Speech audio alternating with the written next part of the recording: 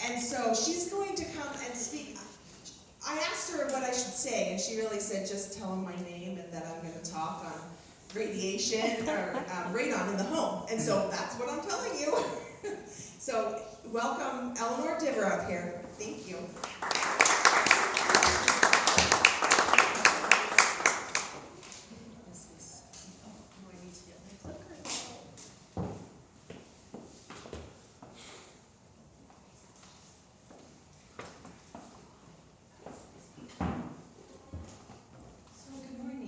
Thanks for letting me come. Can you hear me? Is this on? Okay. So I'm sorry. For some reason, I had in my mind Ogden. I'm not sure why North meant Ogden to me, but I did put in some numbers for Kaysville here with radon. So just a little bit about me and how I got started. When I graduated from college, I started working for the Salt Lake County Health Department and started out by doing restaurant inspections. That's one of the first things that you do when you're with the county, and then went out on home inspections and all kinds of fun things like that, and then started working with outdoor air pollution and indoor air pollution, and I was one of their educators and oversaw grants. And in 1993, that's really when radon came to be.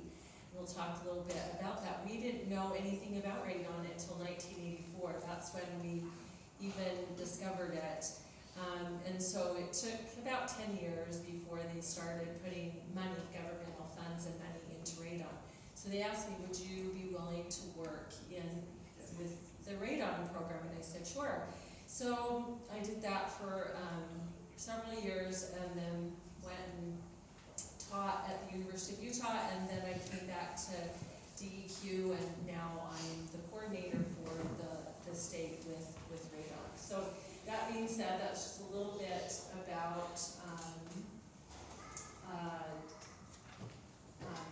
me. So tonight, we're not in tonight, but so where does radon come from? The radon levels, health effects of radon. Sorry, I guess I didn't go fix that. A couple of the things I didn't know I had specifically made it for Riverton. I switched over to Ogden and Kaysville, but how do you test your residents, and what can you do if you have elevated levels, and then how should you mitigate? So radon is a gas. It's naturally occurring, and so no wonder a geologist is extra interested in radon, right? Because it comes from the breakdown of the uranium that's naturally occurring in the soil. So radon is so interesting, and the more you learn about it, the more you think, oh my gosh, I see why people don't believe in radon. Is it really true? Is it really happening?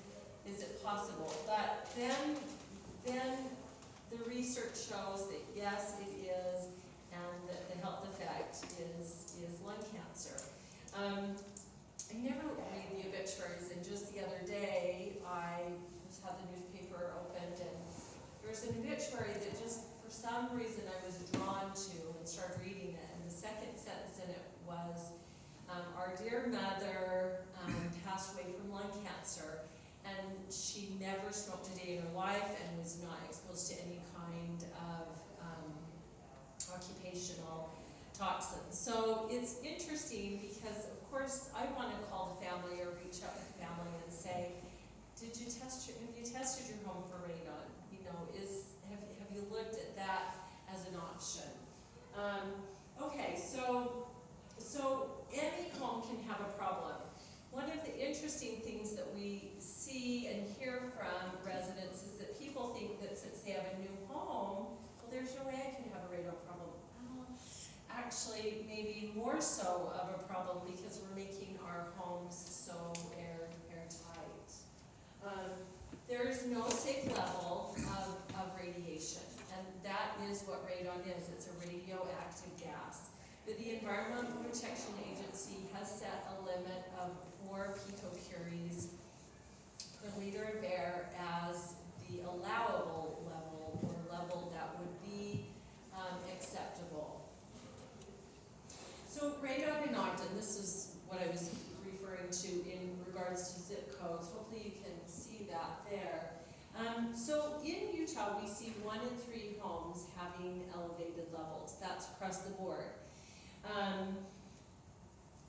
In 84404, that is Ogden's zip code. Is that anyone's zip code? Okay. So we'll just move forward then. And I did 84414. Is that anyone's? 84405, 84404. Let's see, 84037. I guess I'm hoping. Okay, so a few of you. Okay. So we have been compiling data now for almost 20 years of radon levels in homes. And so for 20 years, there have only been 467 tests done in Gainesville. Is that possible? Probably. I mean, we don't get, like, if you're selling a home or within a real estate transaction and you hire someone to come out and test, we do not get that test kit data, those radon level data, and put them in our pool. But still, so 467 completed tests. The average has been a 3.3 picocurie. And the high, though, we have seen someone's home having a 77.2 picocuries per liter of air. So just to give you a perspective, that's like smoking almost 8 packs of cigarettes per day, if that's your level. And so that's the key, is that chances are you'll be fine. You'll be the 2 out of 3 homes that have the lower levels, but you might just be the one that has 20 or 50 or 70, and so therefore you'll have to take care of the issue. I wanted to leave this up. Actually, this is a map that we're currently working right now with the Centers for Disease Control Epidemiological Program that's housed over with the Utah Department of Health. And if you can see, these are newer homes. I guess you can't see it super well, but I'll kind of explain it to you. So see how Bluffdale and Riverton, South Jordan, West Valley City actually is quite high too. Our Harriman, our these little small pockets where we've not built homes before, we're seeing 60% having elevated levels, and not just like a little bit, by a lot. I've actually been going out a lot more than I normally do with our equipment that can read the radiation and testing homes, and we're seeing homes at 150, 90, 75. I mean, those are really, really high readings. So that's just a little bit of perspective of what is happening out in the south end of the valley. So how does radon get into your homes? It can get into your home in a variety of ways. It can come up through any of your connections, like for example when your slab meets your wall. If you're turning on your fireplace, just that pressure can pull the radon through the home. If you go to turn on your appliances and your stovetop,